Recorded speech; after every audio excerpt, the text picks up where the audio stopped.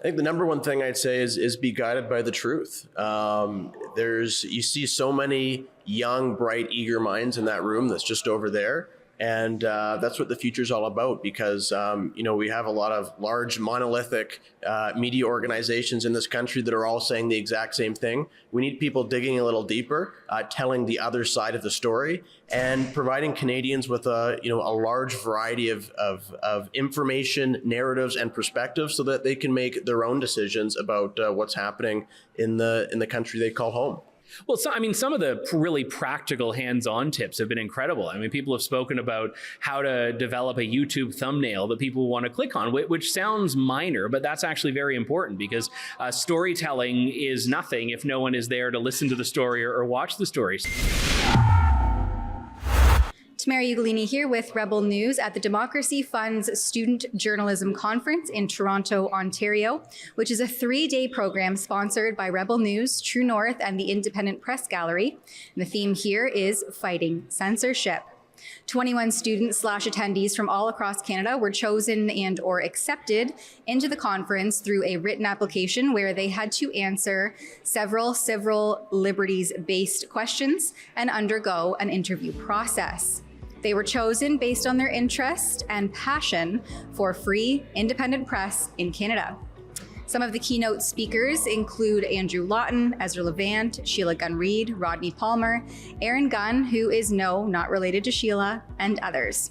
Now I'm going to pull aside a few of the speakers and the attendees to get their feedback on the conference in general, but also on what upholding freedom of the press looks like in Canada in 2023. Check it out. Well, thanks for being here today, Aaron, to discuss some of the issues facing independent press, especially in Canada in 2023, where we see heavy-handed legislation being put forward to squash independent media and freedom of expression. On that note, why was it important for you to be here at this conference today to speak to these upcoming journalists?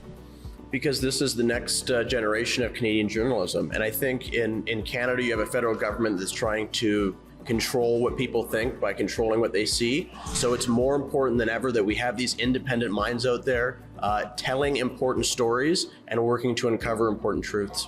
Well, when I was studying journalism, I was looking myself for a group of young journalists where you can connect with potential mentors and other peers who are not trying to toe the legacy media line. I was also looking for this and thinking this would be a great thing when I was a student in journalism.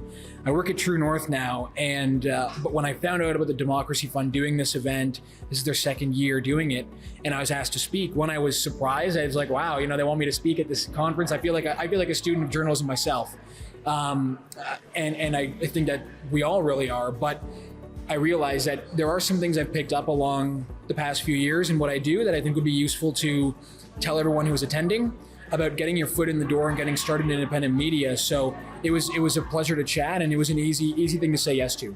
Well, first of all, I love what the Democracy Fund does, promoting civil liberties.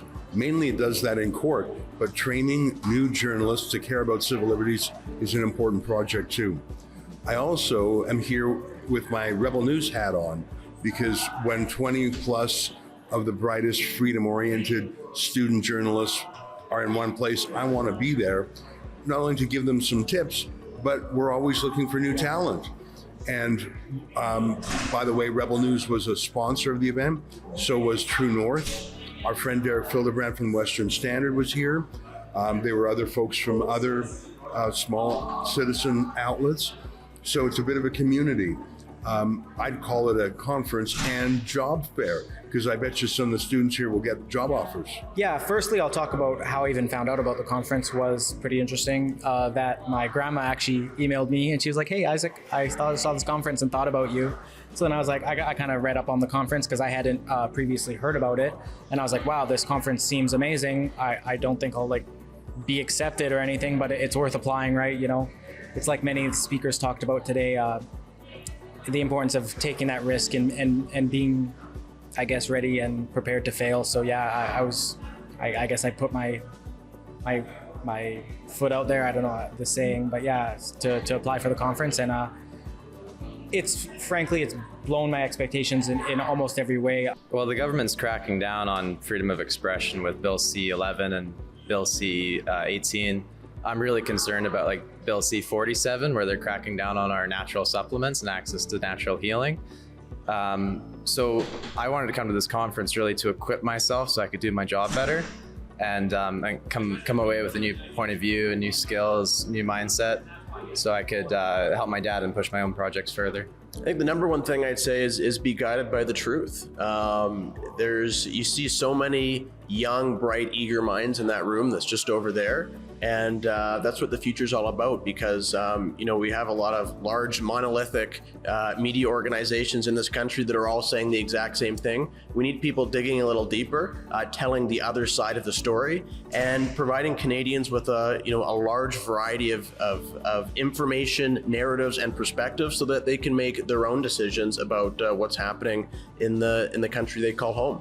The power of truth cannot be overstated. And what I mean by that is that self-censorship is the most effective form of censorship. It's people that just keep their mouths shut and don't say what they know to be true or what they think to be true because they're afraid of what other people think. So journalists have a tremendous role in that, in telling the truth and not being censored. And I know it's easier said than done. We have cancel culture, we have government regulation, we have all of that.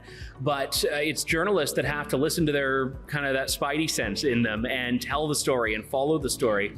And I would say, just as a caveat to that it's not necessarily going to be easy. We know people that have really stuck their neck out and paid a professional price for it, but you have to hold firm to that belief that truth will out. And that's the antidote to censorship. It's truth. And it's also the reason censorship exists, is when there are people who are invested in suppressing the truth or denying the truth. Yeah, both legislatively and as I just spoke to one of the other attendees, the self-censorship out of fear of cancellation is really prominent and prevalent. Going forward in Canada in 2023 with this sort of censorious landscape that we face, what are some things that journalists or even just individual people can do to help resist that coming to fruition?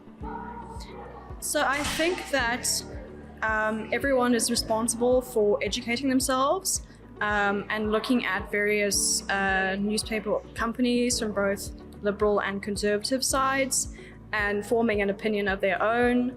I think that we need to encourage free speech wherever we can, whenever we can.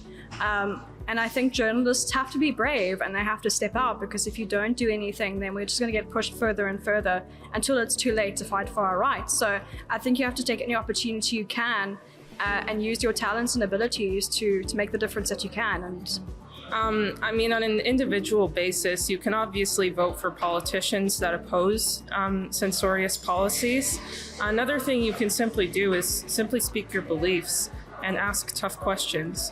I've been on a college campus for several years at this point, so oftentimes when I hear about sort of woke ideology and things like that, I tend to ask tough questions that scrutinize the ideology for that reason.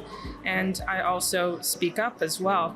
I started to speak up about my beliefs actually when I heard, well, he wasn't the president at the time, but President Trump, when I heard him speak. I think it's really important to use the leftist term, speak your truth. I think you shouldn't be afraid to share your opinion out of fear of being canceled or anything. It's really important to kind of make up your mind saying, I'm going to say the truth, whether I get rejected or not. I've had significant difficulty within people in my family kind of being opposed to my political opinions. However, that's kind of the thing with people of the Democratic variety, Right, of the left. of the left. But still, I think it really takes guts. And people just need to find it within themselves to even if they're within an adversarial space, to still speak the truth. Now, I know you've been in the industry for years now, and Is there anything here that you're learning or you're hearing for the first time, or something that is maybe a reminder of what you can employ more of in your journalistic efforts? Well, some of the really practical hands-on tips have been incredible. I mean, people have spoken about how to develop a YouTube thumbnail that people want to click on, which sounds minor, but that's actually very important, because storytelling is nothing if no one is there to listen to the story or watch the story. So some of those hands-on tips are really important. I think also learning about the diversity of independent media, because, I sort of view True North, Rebel, Post-Millennial, Western Standard as being really the vanguard of independent media outlets in Canada.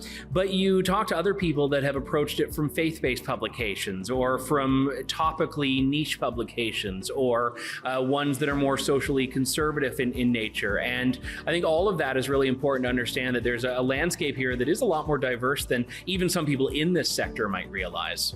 Well, speaking truth and even truth to power seems to be a reoccurring theme both among the speakers and the attendees here.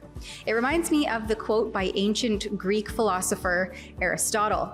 Courage is the first of human qualities because it is the quality which guarantees the others. Be courageous, stand up and speak up, because without the cornerstones of freedom of the press and freedom of expression, democracy crumbles. For Rebel News, I'm Tamara Ugolini. Did you know that Rebel News has revamped and republished a new illustrated and easier to read version of Orwell's dystopian totalitarian regime depicted in the novel 1984? You can get this current events relevant novel at buy1984.com. It details a language known as newspeak, which was designed to limit independent thought and speech, something that's becoming increasingly apparent in Western society. Order yours or a gifted copy today at buy1984.com.